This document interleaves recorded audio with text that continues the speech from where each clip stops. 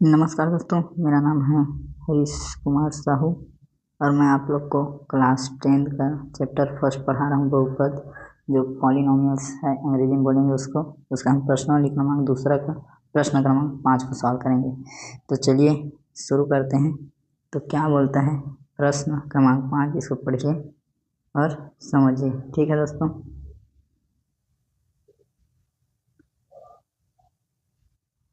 तो देखिए प्रश्न क्रमांक 5 क्या बोलता है। तो ये बोल रहा है प्रश्न क्रमांक 5 कि जब किसी बहुपद, ठीक है, कोई बहुपद एफ एक्स है, इसको हम लोग एक्स स्क्वायर माइनस 16 से भाग देंगे, ठीक है, तो शेषफल क्या मिलेगा बोल रहा है 5x धन 3 मिलेगा। ठीक है, तो यहीं से हम शुरुआत कर लेते हैं। और नीचे प्रश्न में पूछता है कि यदि उसी बहुपद को x + 4 से भाग दिया जाए तब शेषफल क्या होगा। ठीक, तो चलिए इसको हम हल करते हैं। तो यहाँ हम लोग लिख लेंगे हल लिखने के बाद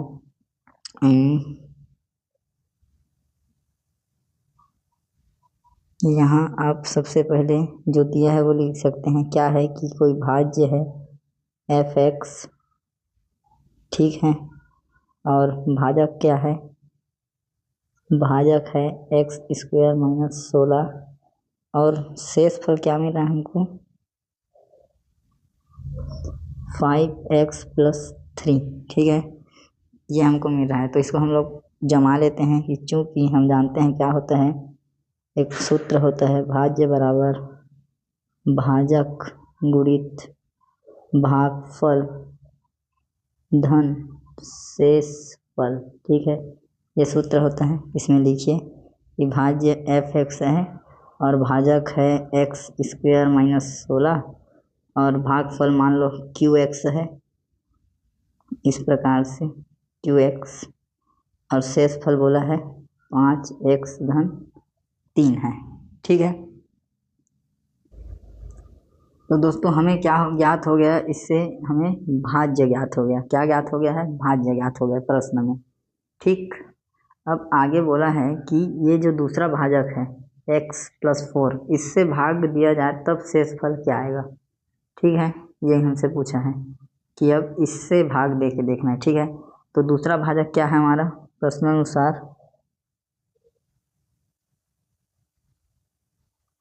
भाजक, अब क्या है हमारे लिए भाजक है x + 4 के लिए।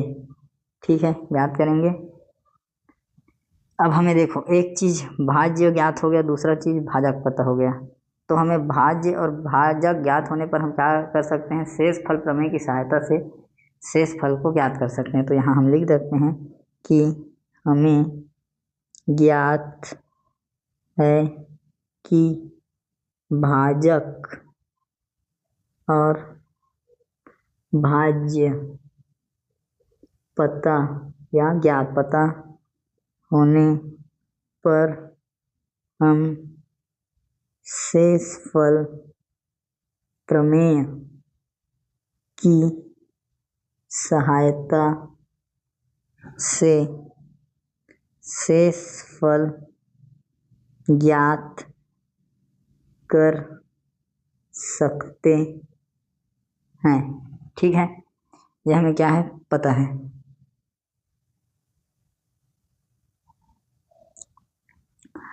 तो भाजक और भाज्य पता हो गया तो शेषफल प्रमेय लगाते हैं। ठीक है, तो यहाँ लिखिए शेषफल प्रमेय से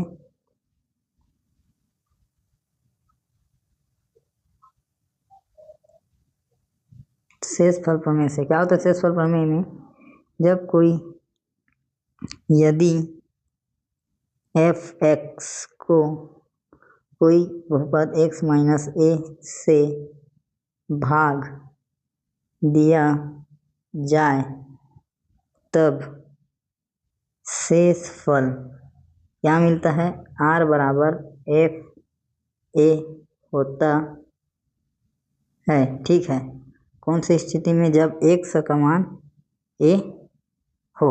ठीक है, अब इसमें शेषफल जब लगाएंगे प्रमेय तो हमें भाजक क्या दिया है, अब x + 4 है। ठीक है, इस मान के लिए निकाल रहे हैं, ये वाले मान के लिए। ठीक, तो क्या हो जाएगा, r बराबर fa हो जाएगा। कौन से मान के लिए, x बराबर a मान के लिए। ठीक, तो यहाँ पे लिख देते हैं r बराबर एफ ए हो गया। ठीक है, किस मान के लिए? तो x बराबर a के लिए। ठीक दोस्तों, अब r बराबर क्या हो जाएगा?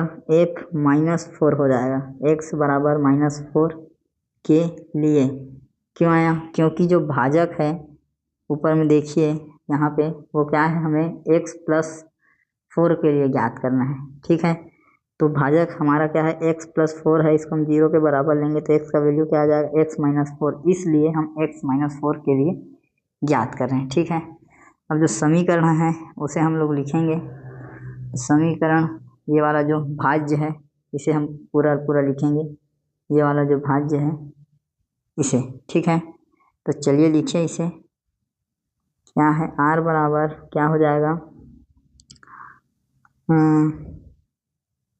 x² - 16 फिर है qx फिर प्लस में 5x + 3, यही है। ठीक, यही है। अब क्या करेंगे हम? जहाँ जहाँ पर x है वहाँ पर -4 रखेंगे, तो ये हो जाएगा -4² फिर 16, ये qx में भी -4 + 5 × -4 + 3। ठीक है, तो ये क्या हो जाएगा? ये +16 हो जाएगा, फिर ये -16, फिर ये q -4 प्लस ये माइनस हो जाएगा क्योंकि ये 4 ऋण में है, धन और ऋण का गुणा ऋण 20 फिर धन 3। ठीक है,